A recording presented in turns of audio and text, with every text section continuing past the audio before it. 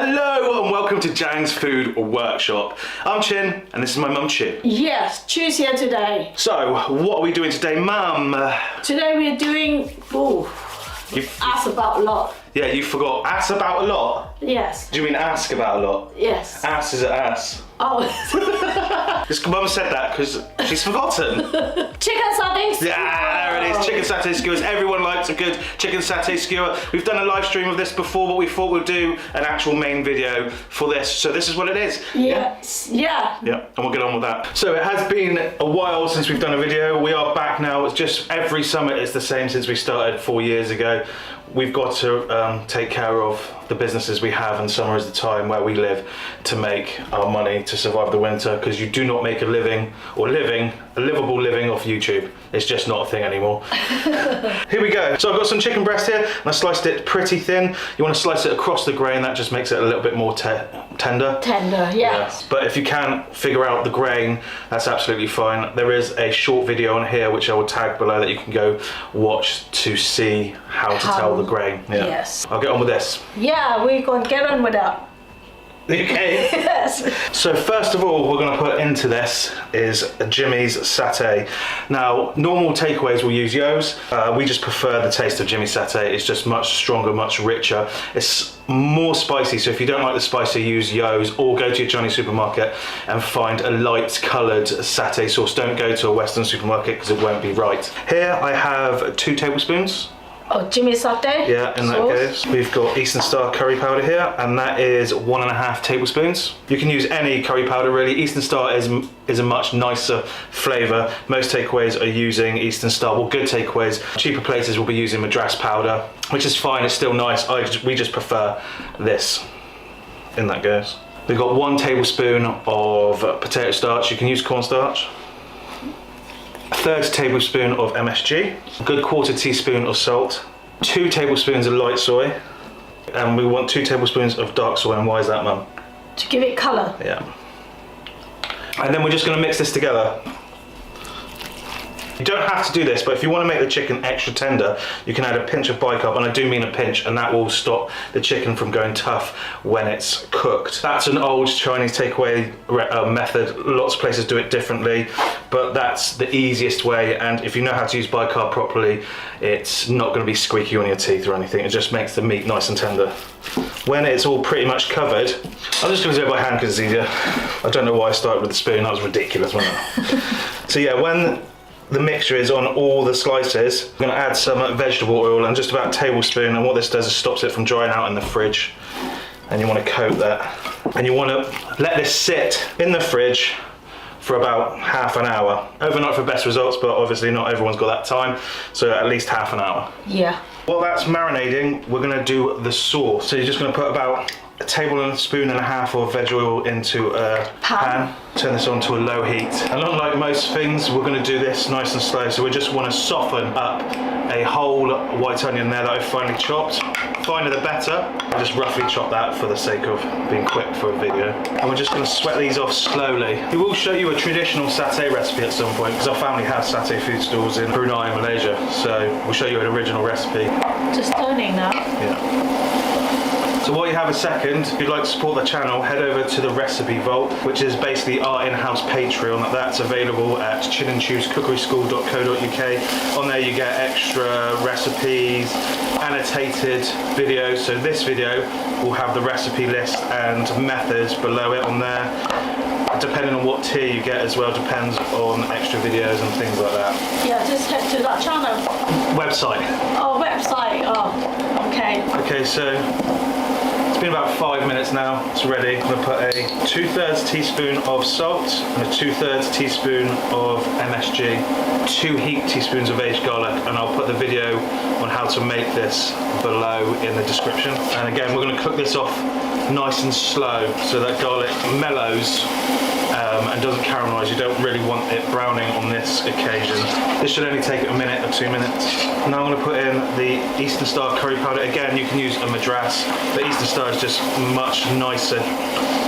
I'm going to cook that off slowly again, just for about a minute to release those aromatics from the spices. 2 tablespoons of the Jimmy Satay paste going in, and we're just going to cook that for about 20-30 seconds, again on a low heat. Right, so now we're going to add 300 millilitres of what, Mel? Water. Yeah, and that goes. We've got 4 tablespoons of sugar here. We're going to let the sugar dissolve first to medium-high. Then when the sugar's fully dissolved, we add what, Mum? Peanut butter. Yeah, and there's 3 tablespoons here. This will do probably about 8 to 10 portions of Satay's dipping sauce. So those of you going, how much sugar? You're not eating this all at once, okay? Don't say as much as a chocolate bar. I actually don't know how much sugar is in the chocolate bar. No, I don't eat any of that one. You don't like chocolate, do you? No, not too much. We're just trying to melt that peanut butter into the sauce, and this will thicken up itself. So you just cook it until it's the thickness you want, really. Turn the temperature down and just stir and just stop it from sticking your pan. Yeah, that's what the stirring's for. Because it's quite dense, it will want to sit. It's thickening now. You can see the consistency is thickening. As that peanut butter melts, it will also thicken the sauce up. So our physical cookbook has sold out, but hopefully it will be on Kindle as an ebook. So those of you who live abroad and can justify the postage, it'll be there. Those of you who want another copy just to have on your device for quick and easy access, it's there for you too. And for those of you who don't have it yet, it's there available on Kindle. Hopefully, at this point it's in review to be on there. Probably might be already available. Oh, if it is, I'll put the link below. Right, so that is at perfect thickness for us. As it cools, it gets thicker, by the way.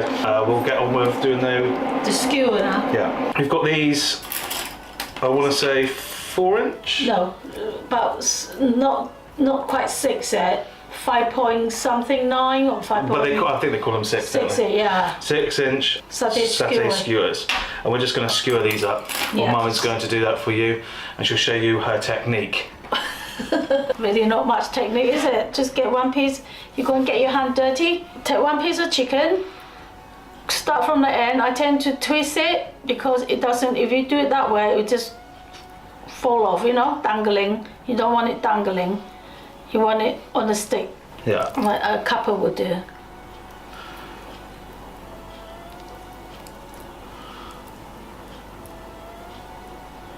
There's one here. And you just repeat this twisting motion to make sure your meat doesn't dangle to all of the Satay chicken skewers. And when we're finished with that, we'll show you how we cook them. You can actually freeze them. They're very easy to freeze, and they keep for at least six months in the freezer. Many takeaways will use them and cook them from frozen. Oh, quite a few pieces. We could get it out. And there we have it, and we're just going to deep fry those. The temp of your oil needs to be about 170, 180 degrees C. You want to keep an eye on it that it doesn't go too hot, otherwise it will, burn. You don't want it too cold either, otherwise they won't crisp up. These won't take long because they're so thin. You want them to be over 80 degrees inside, so they're piping hot.